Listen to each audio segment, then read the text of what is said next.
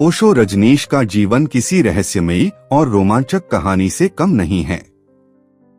उनका नाम सुनते ही एक ऐसे व्यक्ति की छवि उभरती है जिसने समाज की स्थापित धारणाओं को चुनौती देकर नई सोच और स्वतंत्रता का संदेश दिया। ओशो का व्यक्तित्व और उनकी शिक्षाएं लोगों को बांधने वाली नहीं बल्कि उन्हें उड़ान देने वाली थीं। वे कहते थे, तुम्हारी जिंदगी तुम्हारी अपनी होनी चाहिए, उसे किसी और के बनाए नियमों से मत बांधो। ओशो का जन्म 1931 में एक छोटे से गांव में हुआ था, लेकिन उनकी सोच कभी भी सीमाओं में बंधी नहीं रही। बचपन से ही उन्हें ध्यान और मौन में गहरी रुचि थी।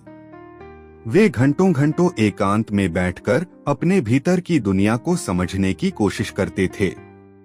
जब बाकी बच्चे खेलकूद में व्यस्त रहते थे, तब ओशो अपनी मौन यात्रा पर निकल पड़ते थे।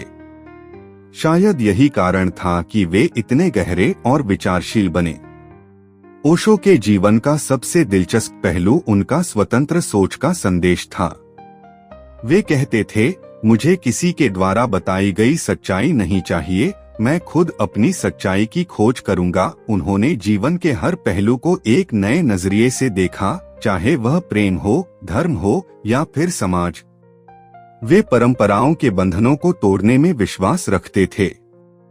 उनका मानना था कि जब तक इंसान परंपराओं के जाल में फंसा रहेगा, तब तक वह अपनी असली पहचान और शक्ति को नहीं जान पाएगा। ओशो की शिक्षाओं में सबसे खास बात थी उनका ध्यान के प्रति गहरा लगाव।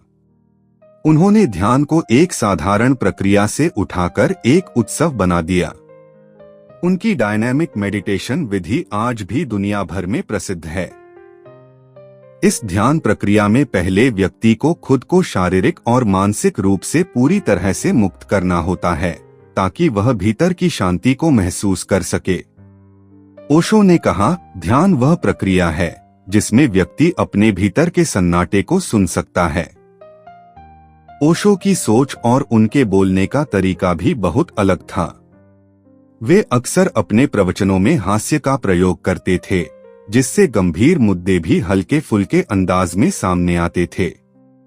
वे कहते थे, जीवन एक मजाक है और इसे गंभीरता से लेना बेवकूफी है। उनके इस अनूठे अंदाज ने उन्हें युवाओं के बीच बहुत लोकप्रिय बना दिया। हालांकि ओशो का जीवन केवल आध्यात्मिकता और ध्यान तक सीमित नहीं था। उनका जीवन कई विवादों से भी घिरा रहा। जब उन्होंने अमेरिका के ओरेगन राज्य में एक विशाल कम्यून की स्थापना की, तो वह विवादों का केंद्र बन गया।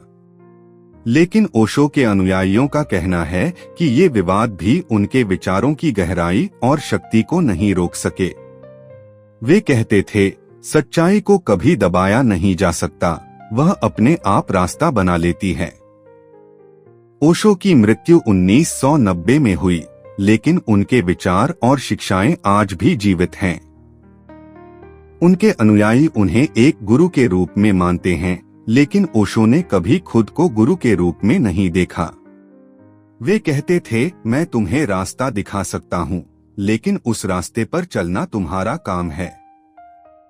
ओशो का जीवन इस बात का प्रमाण है कि एक व्यक्ति अपने विचारों और स्वतंत्रता के माध्यम से दुनिया को बदल सकता है।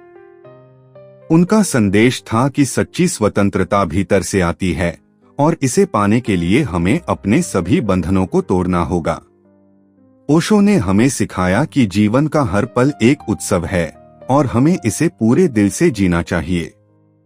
उनका यह संदेश आज भी लोगों के दिलों में गूंजता है और उनके विचारों की गहराई में डूबने वालों को एक नई दिशा मिलती है।